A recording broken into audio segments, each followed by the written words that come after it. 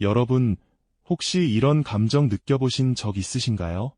가장 가까운 동료라고 믿었던 사람에게서 등 뒤로 서늘한 칼날이 스치는 듯한 이용당했다는 배신감을 말입니다. 함께 성공을 향해 달려가는 줄로만 알았던 그 길이 어느 순간 나 혼자만 희생하고 있다는 깨달음으로 변할 때 그 감정은 어떻게 시작될까요? 마치 내 아이디어가, 내 노력이, 내 시간이 마치 공기처럼 당연하게 누군가의 성공을 위한 발판으로 쓰이는 듯한 기분 말이죠. 우리는 오늘 바로 그 복잡하고도 미묘한 감정의 시작점에서부터 이야기를 풀어가 보려 합니다. 이 이야기는 단순히 개인의 억울한 경험만을 다루지는 않습니다. 현대사회의 치열한 경쟁 구도 속에서 우리가 마주할 수 있는 인간관계의 복잡성을 깊이 들여다보고 누구나 한 번쯤 겪을 수 있는 이용당함이라는 감정을 어떻게 이해하고 현명하게 대처해 나갈지 그 지혜를 함께 찾아가는 여정이 될 것입니다. 분노와 좌절에만 머무는 것이 아니라 심리적인 전략과 주체적인 성장의 서사를 통해 이 상황을 어떻게 극복하고 결국 문제 해결의 실마리를 찾을 수 있을지 그 실마리를 함께 모색해 볼 예정이죠. 단순한 감정 토로를 넘어 스스로를 지키고 더 나아가 상황을 통제하는 힘을 기르는 방법을 배우는 소중한 시간이 될 거라고 생각합니다. 자, 그럼 우리의 이야기는 한 인물이 겪게 되는 불길한 시작점에서부터 출발합니다. 그는 처음에는 자신의 동료를 깊이 신뢰하고 있었습니다. 함께 프로젝트를 진행하며 서로에게 없어서는 안 될 중요한 존재라고 여겼죠. 그의 눈에 비친 동료는 열정적이고 능력 있는 사람이었고 둘은 마치 한 몸처럼 움직이며 시너지를 내는 듯 보였습니다. 당연히 서로의 성공을 진심으로 바라는 협력적인 관계라고 굳게 믿었죠. 하지만 어느 순간부터 미묘한 균열이 생겨나기 시작했습니다. 처음에는 그저 사소한 해프닝이라고 치부했던 작은 신호들이 하나둘씩 그의 마음속에 쌓여갔던 거죠. 예를 들면 이런 식이었을 겁니다. 중요한 회의에서 자신이 낸 아이디어가 동료의 입을 통해 발표되거나 보고서의 핵심적인 부분이 동료의 이름으로 강조되는 경우가 점차 늘어났습니다. 처음에는 함께 하는 일이니까 그럴 수도 있지 하고 대수롭지 않게 넘겼을 겁니다. 내가 미처 정리하지 못한 부분을 동료가 잘 다듬어 주었겠지. 내가 말을 잘못해서 동료가 대신 잘 설명해 주었겠지 하고 스스로를 설득했겠죠. 하지만 이런 일들이 반복되면서 그는 점차 자신의 역할이 점점 더 그림자처럼 희미해지는 듯한 느낌을 받기 시작했습니다. 마치 자신이 제공한 재료로 동료가 근사한 요리를 만들어 자기 접시에 담아내는 듯한 기분이었을까요? 또 다른 신호들은 업무 분담에서 나타나기도 했습니다. 분명히 함께 해야 할 일인데 언제부턴가 유독 번거롭고 시간이 많이 드는 작업들은 자연스럽게 그의 몫이 되는 경우가 잦아졌습니다. 동료는 늘 바쁜 척하거나 다른 급한 일이 생겼다는 핑계를 대며 교묘하게 빠져나갔죠. 그는 동료의 상황을 이해하려고 노력하면서도 마음 한편에는 늘 설명할 수 없는 불균형과 불공정함이 자리 잡기 시작했습니다. 내가 너무 배려심이 깊은 걸까? 아니면 내가 너무 예민한 건가? 하는 생각들이 그의 머릿속을 맴돌았을 겁니다. 이런 의문들은 처음에는 작은 파문처럼 일었지만 시간이 지날수록 점점 더 깊은 심연으로 그를 끌어당기는 듯한 느낌을 주었죠. 그는 동료가 자신을 이용하고 있다는 직접적인 증거를 찾기 어려웠기에 자신의 감정을 확신할 수 없었습니다. 어쩌면 모든 것이 그의 오해일 수도 있다는 생각에 스스로를 의심하기도 했죠. 하지만 분명한 것은 이 관계 속에서 그는 점점 더 지쳐가고 있었고 동료에게서 느끼는 불편함과 불쾌감은 날마다 조금씩 더 선명해지고 있었다는 점입니다. 협력이라는 아름다운 가면 뒤에 숨겨진 경쟁의 그림자, 그리고 그 그림자 속에서 자신만이 알 수 있는 미묘한 불균형의 감정들이 점차 그의 마음을 갉아먹기 시작했습니다. 그는 이제 더 이상 이 작은 신호들을 외면할 수 없게 된 거죠. 과연 그는 이 불길한 시작 앞에서 어떤 선택을 하게 될까요? 이 관계의 불균형을 어떻게 받아들이고 또 어떤 변화를 시도하게 될지 다음 이야기에서 더 자세히 들여다보겠습니다. 작은 신호들이 모여 불안감을 키우던 어느 날, 그에게는 더 이상 외면할 수 없는 결정적인 순간이 찾아오고 말았습니다. 마치 안개 속을 걷던 사람이 갑자기 눈앞에 거대한 절벽을 마주한 것처럼 그동안의 의심이 차가운 현실로 굳어지는 사건을 직접 목격하게 된 것이죠. 그는 동료가 자신의 아이디어를 마치 본인의 것인 양 포장하여 상부에 보고하는 현장을 보게 되었습니다.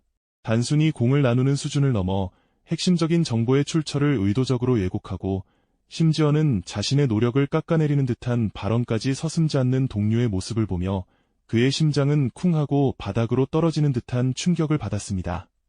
그 순간 머릿속을 맴돌던 모든 의문이 하나의 선명한 그림으로 맞춰지는 듯했죠.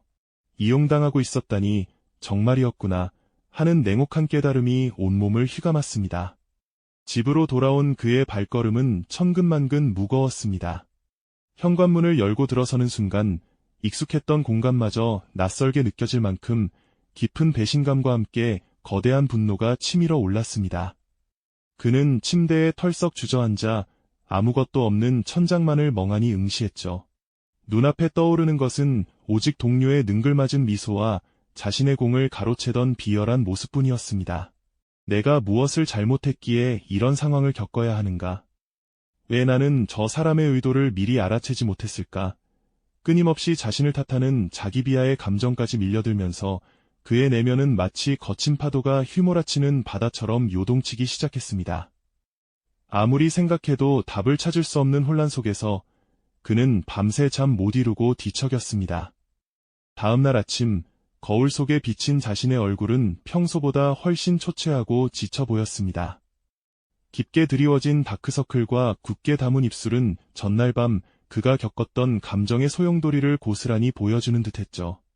하지만 그는 이대로 무너질 수 없다고 스스로를 다독였습니다. 사무실에 도착했을 때 동료들이 그 동료를 칭찬하며 어제 보고가 정말 훌륭했다는 이야기를 나누는 소리가 들려왔습니다. 그의 귀에는 그 모든 칭찬이 비수처럼 꽂혔지만 애써 무심한 표정을 지으며 아무렇지 않은 척 자신의 자리로 향했습니다. 겉으로는 평온해 보였지만 그의 마음속에는 차디찬 분노와 함께 이제는 이 상황을 어떻게든 바꿔야겠다는 강렬한 결심이 피어오르고 있었습니다. 그는 더 이상 감정의 노예로 머물러 있을 수 없다고 생각했죠. 분노와 좌절에만 사로잡혀서는 아무것도 해결할 수 없다는 것을 본능적으로 깨달았습니다. 마치 뜨거운 불길에 휩싸인 집에서 벗어나기 위해 냉정하게 탈출구를 찾아야 하는 것처럼 말이죠. 그는 더 이상 감정적으로만 대응하지 않기로 했습니다. 대신 냉철한 이성을 되찾고 상황을 객관적으로 분석하기 시작했습니다. 마치 바둑기사가 다음 수를 읽듯이 동료의 행동 패턴과 조직 내 역학관계를 면밀히 살피기 시작한 겁니다.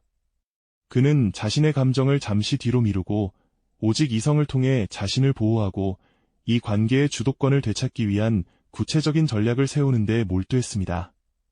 어느 비 오는 오후, 그는 한적한 카페에 앉아 노트북을 켜고 복잡한 마인드맵을 그리기 시작했습니다.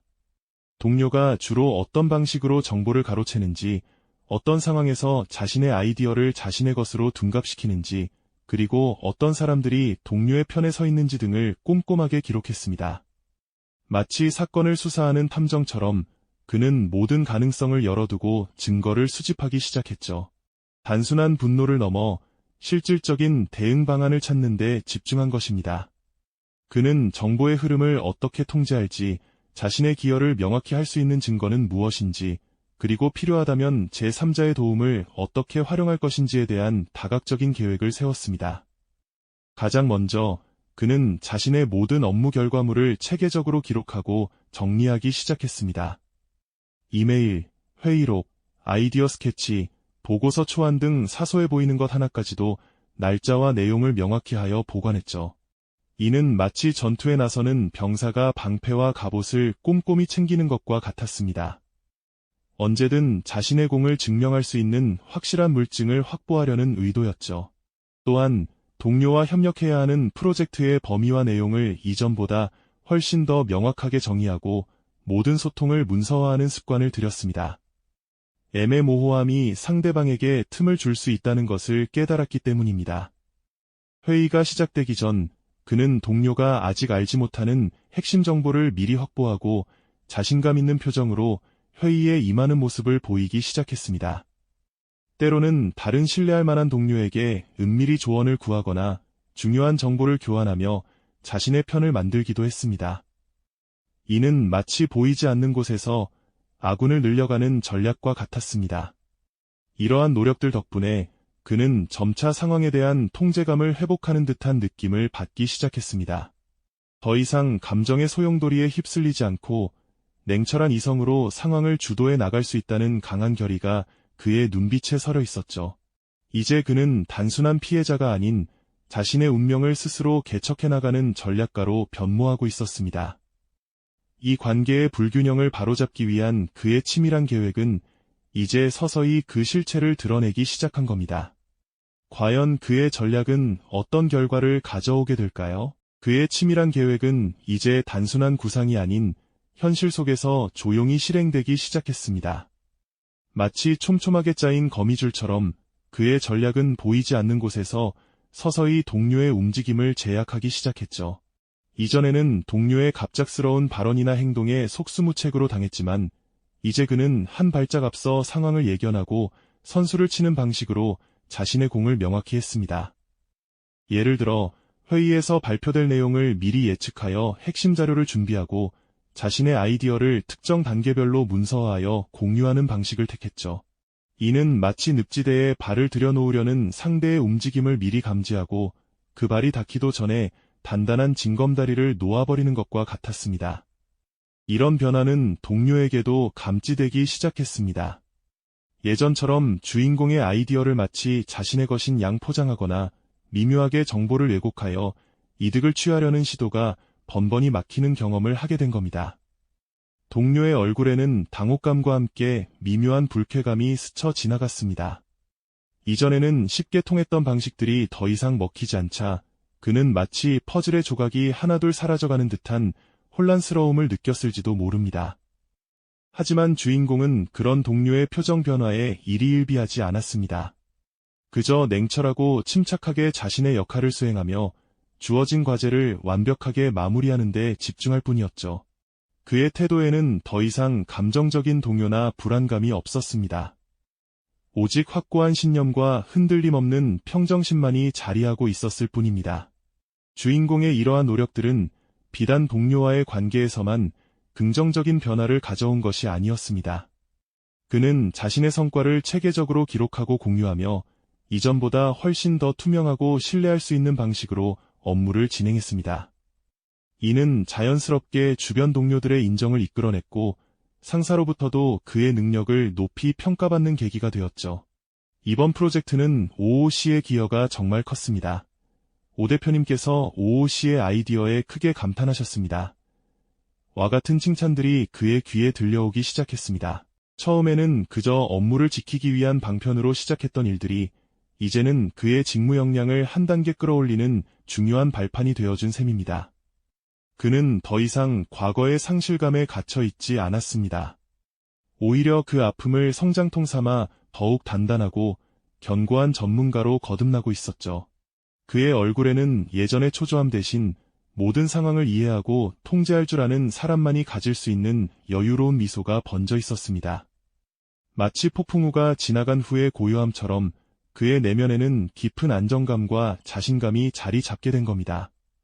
이야기가 전하는 핵심 메시지는 바로 여기에 있습니다. 직접적인 복수나 통쾌한 한방으로 상대를 제압하는 것이 전부는 아니라는 사실 말입니다. 오히려 냉철한 이성과 치밀한 전략, 그리고 꾸준한 실행을 통해 스스로의 가치를 묵묵히 증명해 나가는 과정이 진정한 승리로 이어진다는 것을 보여주죠. 주인공은 상대방의 부당한 시도가 더 이상 통하지 않도록 상황의 판도를 완전히 재편했습니다. 이는 동료에게는 말없는 심리적 타격을 주었을 뿐만 아니라 주인공 스스로에게는 내면적으로 한층 더 단단해지는 결정적인 지점이 되었습니다. 그는 더 이상 외부 환경에 휘둘리는 나약한 존재가 아니었습니다. 자신의 운명을 스스로 개척하고 불합리한 상황 속에서도 주도권을 잃지 않는 강인한 인물로 성장한 것이죠. 과거의 상처와 좌절을 딛고 자신의 존엄성을 지켜내며 마침내 스스로의 삶의 조타수가 된 그의 모습에서 우리는 깊은 공감과 함께 큰 카타르시스를 느낄 수 있습니다. 그리고 무의식 중에 이런 희망을 품게 될 겁니다. 나도 저렇게 할 수 있을 거야 하고 말이죠. 오늘 우리가 나눈 이야기는 단순히 누군가에게 이용당했다는 개인적인 경험을 넘어섭니다. 이는 복잡다단한 현대 사회 속에서 자신의 가치를 지키고 현명하게 관계를 맺어나가는 지혜를 일깨워주는 중요한 교훈이 아닐 수 없습니다. 분노와 좌절이라는 감정의 늪에 머물러 있기보다는 상황을 객관적으로 분석하고 전략적으로 대응하는 것이 얼마나 중요한지 이 이야기는 우리에게 생생하게 보여주고 있습니다. 경쟁은 피할 수 없는 현실이지만 그 속에서 자신을 잃지 않고 오히려 더욱 단단하게 성장하는 법을 배울 수 있다는 사실을 기억해야 합니다. 어쩌면 우리 모두는 크고 작은 이용당함의 순간들을 겪으며 진정한 나를 찾아가는 여정을 걷고 있는지도 모릅니다. 이 여정 속에서 우리는 어떤 지혜를 얻고 어떤 모습으로 변화해 나갈까요? 우리 각자의 이야기는 아직 끝나지 않았습니다. 이 영상이 도움이 되셨다면 좋아요와 구독 부탁드립니다. 여러분의 응원이 제게 큰 힘이 됩니다. 다음 영상에서도 더 유용한 정보를 공유하겠습니다. 감사합니다.